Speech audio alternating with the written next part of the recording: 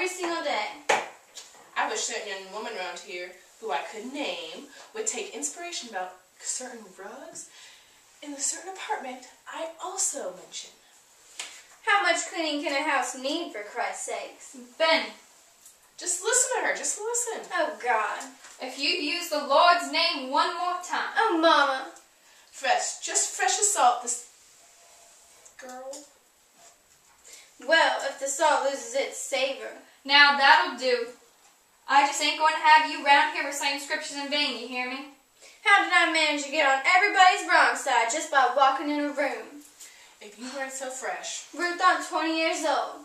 What time you be home from school today? Kind of late. Madeline is going to start my guitar lessons today. Your what kind of lessons? Guitar. Oh, Father. How come you don't take it to your mind to learn to play the guitar? I just want to, that's all. Lord, child, don't you know what to do with yourself? How long it gonna be before you go getting tired of this now? Like you've been tired of that little play acting group you joined last year. And what was the year before that? The horseback riding club, in which she bought that $55 riding habit, and which has been hanging in her closet ever since. Why you got to flint from one thing to another, baby? I just want to learn to play guitar. Is there anything wrong with that? Ain't nobody trying to stop you. I just wonder sometime why you has to flint from one thing to another all the time. You ain't never done nothing at all with the camera equipment you brought home. I don't flit. I experiment with different forms of expressions. Like riding a horse. People have to express themselves one way or another. What is it that you want to express? Me. Don't worry, I don't expect you to understand. Who are you going out with tomorrow night? George Murchison again. Oh, you getting a little sweet on him? If you ask me, that child ain't sweet on nobody but herself. Express herself. Oh, I like George all right, Mama. I mean, I like him enough to go out with him and stuff, but... What does "and stuff" mean? Mind your own business. Stop picking at her now, Ruth. What does it mean? Oh, I just mean I could never really be serious about George. He's so shallow. Shallow? What do you mean he's shallow? He's rich. Hush, Ruth. I know he's rich. He knows he's rich too. Well, what other qualities a man gotta have to satisfy you, little girl? You wouldn't even begin to understand. Anybody who married Walter couldn't possibly understand. What kind of way is that to talk about your brother? Brother's a flit, let's face it. What's a flip? She's saying he's crazy.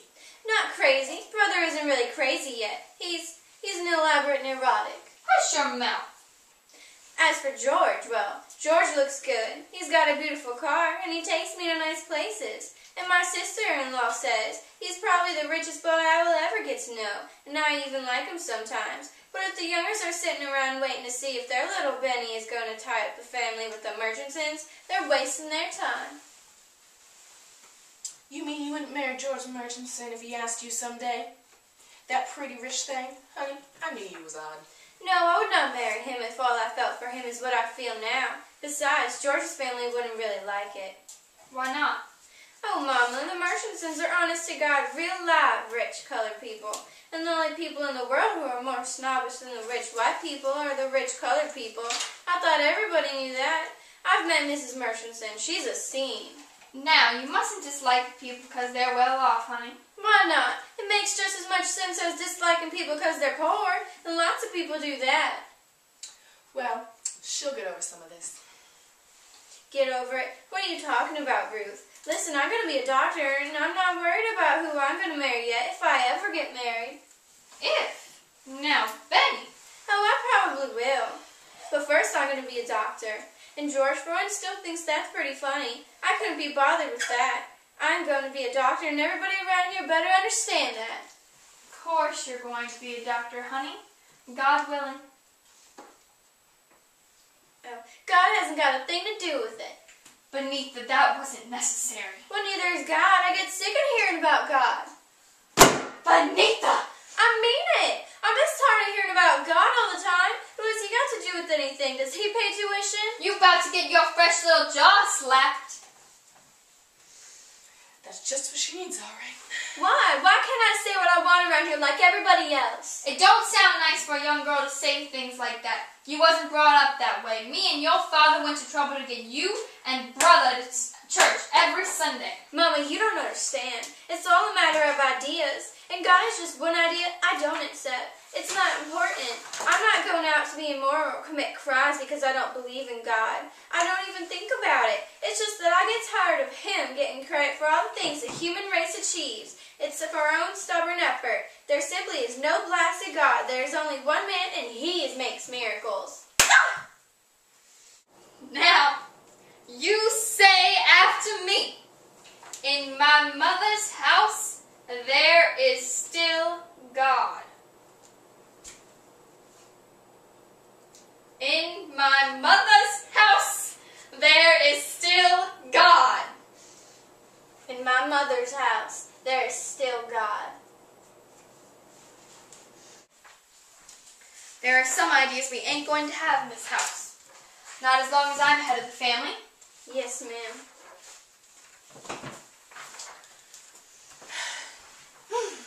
You think you're a woman, Benny, but you're just still a little girl. What you did was childish, and you got treated like a child. I see. I also see that everybody thinks it's all right for Mama to be a tyrant. But all the tyranny in the world will never put a God in the heavens.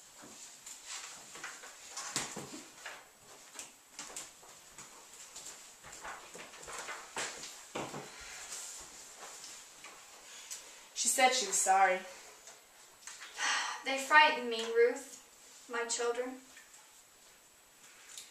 You got good children, Lena. They're just a little off sometimes, but they're good.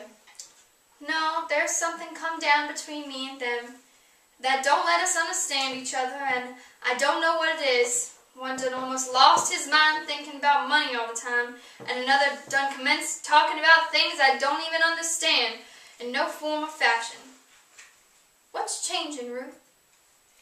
Now, you're taking it too seriously. You got strong-willed children, and it takes a strong-willed woman like you to keep them in hand. They spirited all right, my children. Got to admit it, they got spirit, Benny and Walter. Like this little old plant that ain't never had enough sunshine or nothing. And look at it.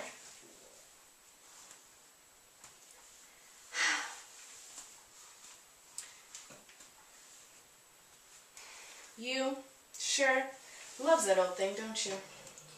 Well, I always wanted me a garden like I used to see sometimes in the back of the houses down home. This plant was the closest thing I ever got to having one. Boy, it ain't nothing as dreary as the view from this window on a dreary day is there. Why ain't you sing this morning, Ruth? Sing that No Way's Tired.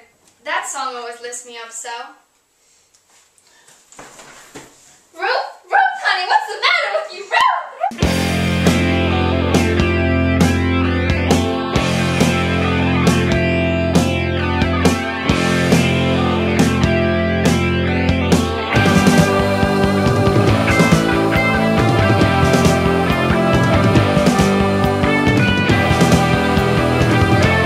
The significance of our piece is pretty much Benita and talking about how sassy she is and how she doesn't believe in God. And for Mama, it shows her courage, and it shows the fact that she loves God and she's like, oh God.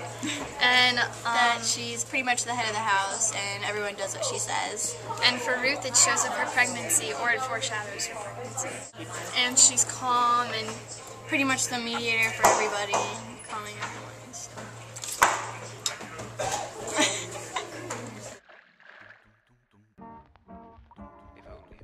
Little one. This is Travis. He wants to be a bus driver. Ruth, your son is an animal. Such an animal.